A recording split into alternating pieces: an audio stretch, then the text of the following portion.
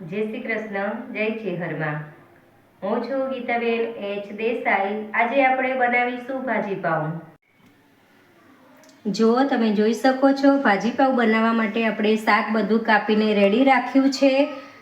ફુલાવર લીધું છે, કોબીજ લીધું છે, ગાજર લીધું છે, બટાકું, એક નાનું રીંગણ, મરચાં, ટામેટાં, ડુંગળી, લસણ અને આદુ અને આ વટાણા। ચલો હવે આપણે આને બાફી લેશું।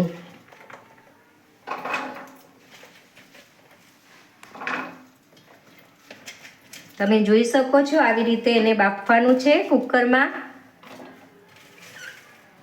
બધું જ શાક આવી રીતે આપણે બાફી લેશું। જો તમે જોઈ શકો છો આપણે બધું જ શાક અહીંયા બાફવા મૂકી દીધું છે। એની અંદર આપણે 1 ચમચી જેટલું મીઠું નાખવાનું છે અને અડધો ગ્લાસ જેટલું, અડધા ગ્લાસથી પણ ઓછું થોડું પાણી નાખવાનું છે અને હવે આપણે આને 10 મિનિટ રહેવા દઈશું। તમે જોઈ શકો છો જે આપણે વટાણા ભાજી પાઉંમાં નાખવા રાખ્યા હતા એ વટાણા આપણે અંદર ભેગા બાફવામાં મૂક્યા નથી, આપણે આને અલગથી બાફવાના છે।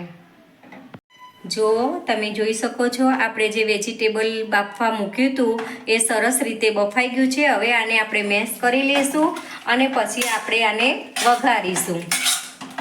જુઓ કેટલું સરસ આપણું શાકભાજી બફાઈ ગયું છે।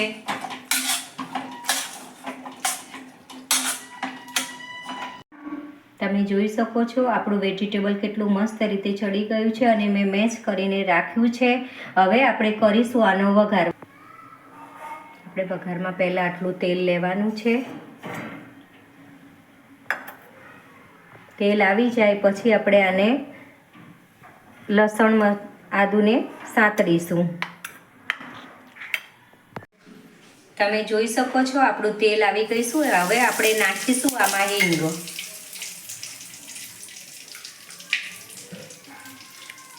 હિંગ નાખ્યા પછી આપણે આદુ અને લસણ નાખવાનું છે સાતળવા માટે।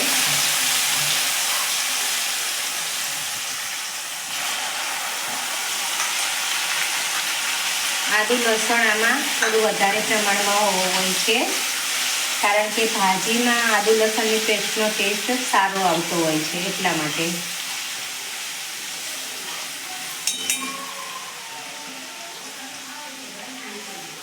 હવે આપણે નાખીશું આમાં ક્રશ કરેલી ડુંગળી।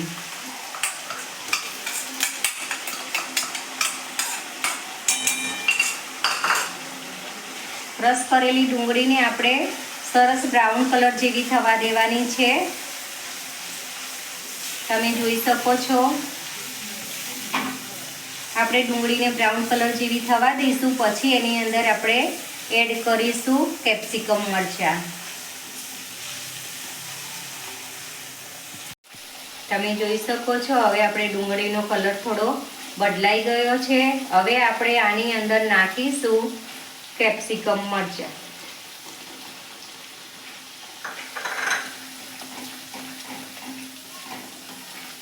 તમે જોઈ શકો છો આપણા કેપ્સિકમ મરચાં અડધા ઉપર ચડી ગયા છે। હવે આપણે નાખીશું આમાં ગ્રેવી કરેલું ટામેટું।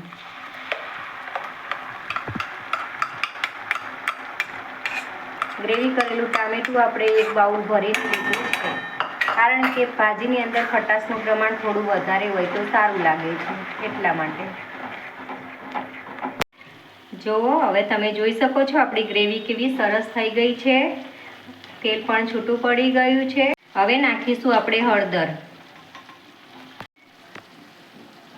હવે નાખીશું આપણે કાશ્મીરી લાલ મરચું।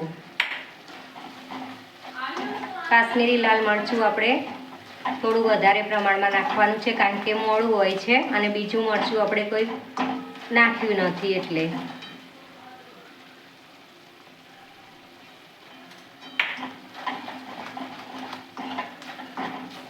હવે નાખીશું આપણે ધાણા જીરું। 2 ચમચી ધાણા જીરું લીધું છે।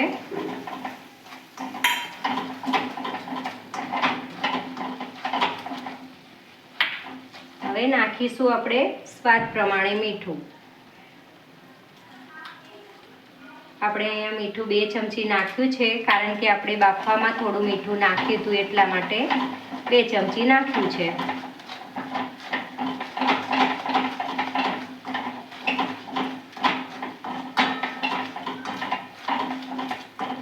હવે નાખીશું આપણે આમાં ભાજી પાવનો મસાલો. ભાજી પાવનો મસાલો આપણે અહીંયા 1.5 થી 2 ચમચી જેટલો નાખ્યો છે. હવે આને મસાલાને થોડા આપણે ચડવા દઈશું.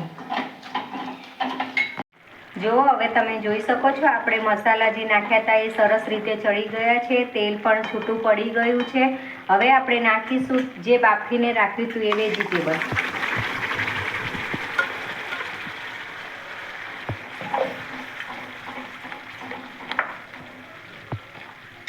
જો આપણી ભાજીનો કલર કેટલો મસ્ત આવ્યો છે તમે જોઈ શકો છો.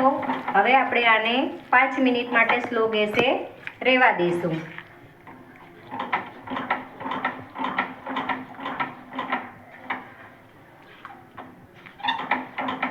જો તમે જોઈ શકો છો આપણી ભાજી કેવી મસ્ત રીતે રેડી થઈ ગઈ છે. હવે આપણે આને સર્વ કરી લઈશું.